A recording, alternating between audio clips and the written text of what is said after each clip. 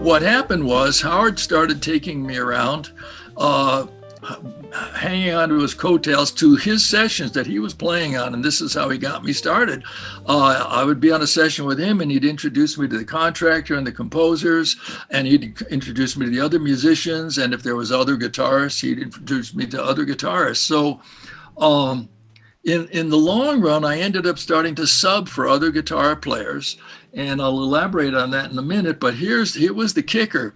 One day I went with Howard, and he was doing one of his albums. He did 11 albums for Capitol Records, and prior to that, he'd done some real jazz bebop records, but these were like jazz pop records, and and he did 11 of them for Capitol Records. So this one day, I would go with him to Capitol Records, and I'm all gleaming because here I'm going to watch Howard do one of his own albums. The other dates he took me on were dates that he was in the orchestra, but it wasn't his feature. So I'm sitting in the booth, and the date's about to start. The well-known Carol Kay was on the session. She was playing bass. Earl Palmer was playing drums. Pete Jolly was playing organ. Pete and Howard grew up together in Phoenix. Pete was a marvelous musician. Larry Bunker was playing percussion. Some of you might know these names. And the accompanying guitar player was Billy Pittman. So I'm sitting in the booth, and suddenly I see Billy gets a phone call, and he goes up and starts talking to Howard. And then Howard looks over at me, and he waves me into the recording studio. So I start getting a little nervous, and I go in there, and he says, "Michael, have you got your guitar?" And I said, yeah, I don't know what made me bring my guitar that day, but I did. I was in the trunk of my car, and he says, "Go get it." And it turned out that Billy Pittman had an emergency, and it's just exactly the way Howard told me it was going to happen. I'm just sitting there, and he said, yeah, Billy Pittman's son had appendicitis or something, being rushed to the hospital, and Billy had to leave the session before it even started. So there I am running out. It was a hot August day. I had this big heavy amplifier, my guitar, I'm carrying all this heavy stuff in there. My hands are shaking. and I end up playing on the session. They did 2 tunes that day. So, and that was the beginning. But he says, you need to quit teaching all those students, because when you're finally going to get asked to play on a recording, it's going to be last minute, because they're not looking for the new guy. They want to hire all the old guys, and you're going to be replacing somebody that's sick last minute, and you're going to be called last minute, and you can't be saying, well, I got to teach a lesson now, I can't play. So I quit all 60 of my students. And at the point, my wife was expecting our first child, and so all of these things happened. I ended up going on the road a bit.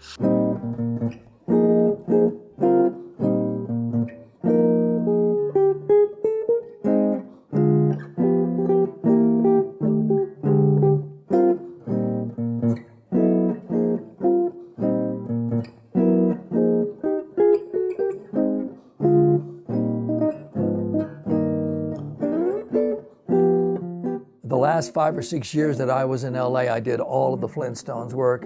And how I got that job was I inherited it from the guitarist who was retiring. His name was Alan Roos, and he did all of Disney's work. So I would occasionally get called in place of him when he was busy. And I played in this one movie that a lot of kids know about. It was The Fox and the Hound. I was so proud taking my sons to the movie, and they say, "Hey, there's Dad. Is that you playing the guitar?" And everything.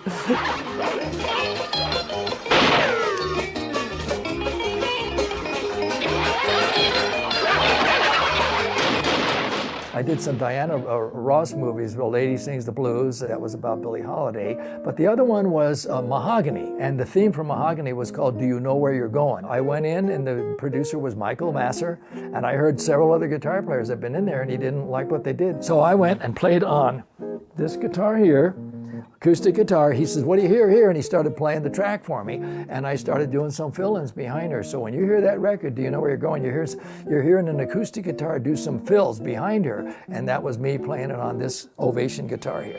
Do you know Fifth Dimension, I played on a couple of their records, and they took a lot of takes. And one of them that I was on, they took about 52 takes. And what they would do is they would take the best of these takes, and he would totally splice, but they produced hits. That was their method of doing hits, you know. The hardest part about it was concentration. You played the same thing over and over, and you're going to try and be perfect.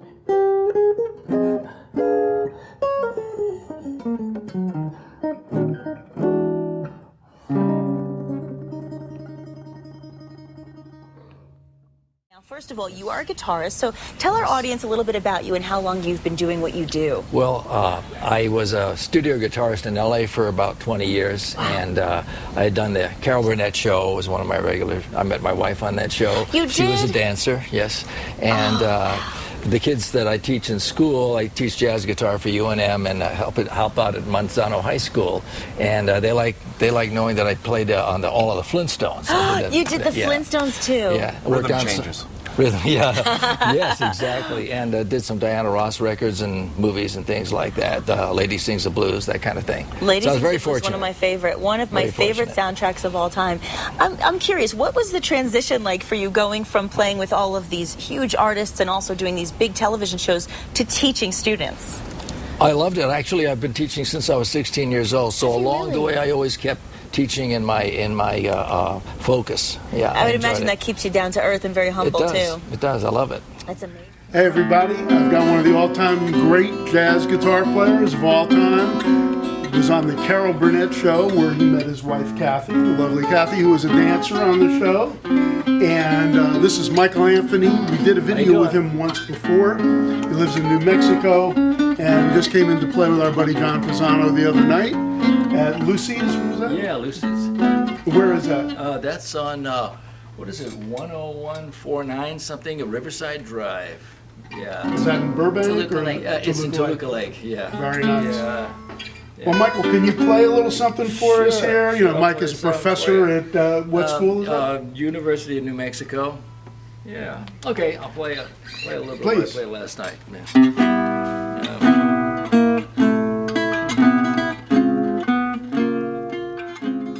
I'm Jamie Harrison, and I'm here to congratulate Michael Anthony and his induction in the New Mexico Music Hall of Fame, Class of 2023. We're all so very proud of all of your accomplishments and all you continue to achieve. Congratulations, Mike.